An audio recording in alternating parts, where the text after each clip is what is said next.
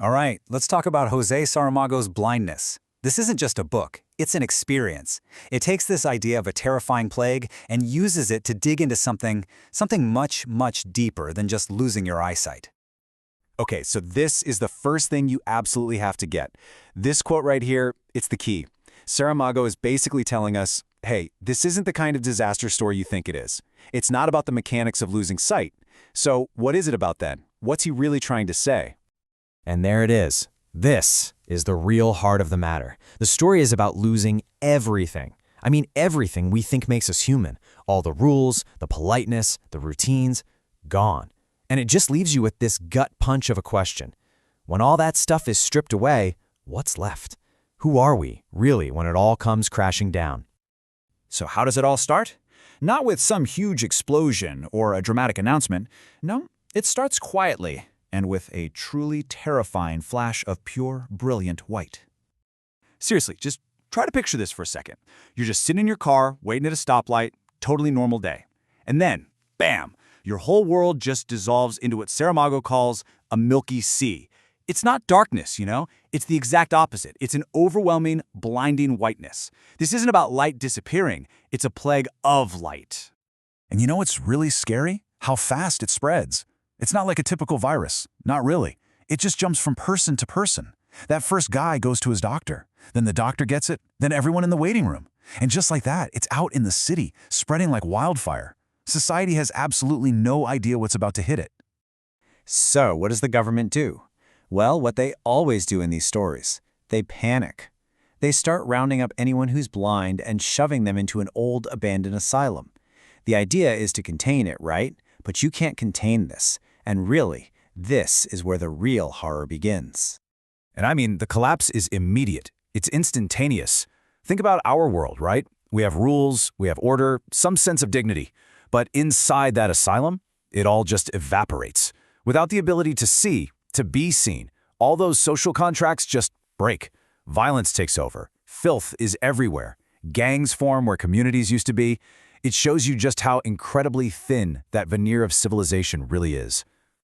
This is what Saramago is getting at. The true horror in this book isn't going blind. No.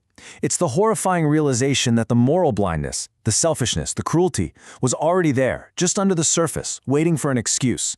That asylum? It's basically a little snow globe version of the whole world, showing us exactly what happens when the things holding us together just disappear. But in this world of absolute, total white blindness, there's a twist. There is one person, one single person who can still see, and she's about to become our eyes. That person is the doctor's wife, and because she can see, she has to witness everything. The absolute worst of humanity, the filth, the violence, but she also sees the little glimmers of hope, the small kindnesses. She becomes this silent witness, forced to carry this unbelievable heavy burden of what's really happening. And right at the beginning, she makes this incredible choice. This is her defining moment. Her husband goes blind, and they come to take him away. She could have just stayed behind, safe. But she doesn't. She lies. She says, I'm blind too, just so she can go into that hellhole with him.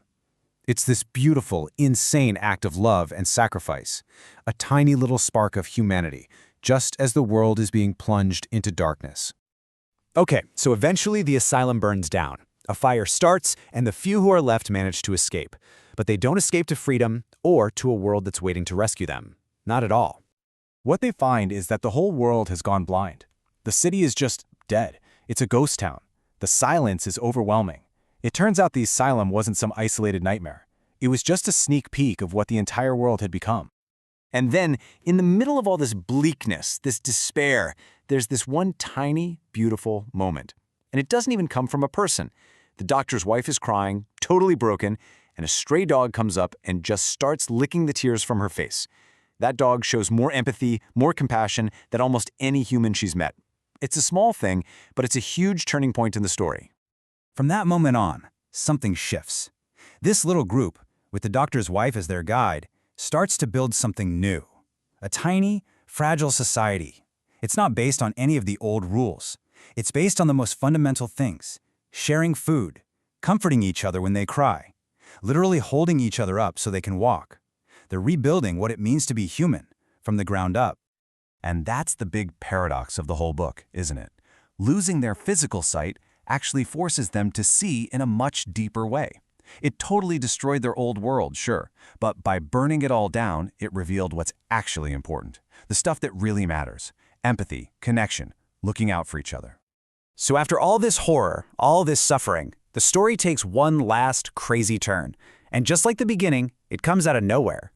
One day, one of them wakes up, and they can see again. And just as suddenly as it left, sight returns to everyone. It's just over. And now the whole world is faced with a choice. Do they just pretend none of that horror ever happened? Or do they take what they learned in the darkness and try to build something better? And that's the final, haunting question Saramago leaves us with. It's not just for the characters in the book, it's for us. Now that they have their sight back, will they really see? Will they see each other, I mean? Or will they just go back to the same old moral blindness, ignoring the problems right in front of their faces? It forces you to ask yourself, what does it really mean to see?